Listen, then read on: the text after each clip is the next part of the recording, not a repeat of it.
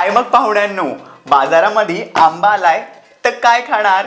बरं चला, मँगो शिरा चालेल, ज्याची चव आहे आरारारा खतरनाक.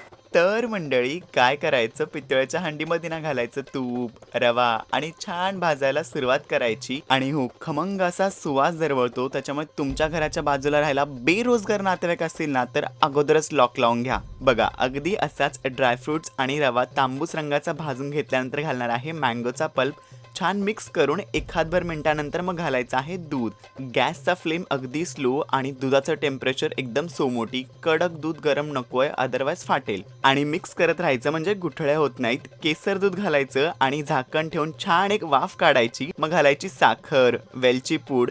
छान मिक्स करून साखरेचं पाणी आटवून घ्यायचं आणि मग काय मंडळी, तयार आहे तुमचा जबरदस्त असा मँगो शिरा. आणि एक घास घेताच ना तोंडात विरघळणारा असा, गॅरंटी देऊन सांगतो सगळ्यांनाच आवडेल. तर बसताय ना मंडळी?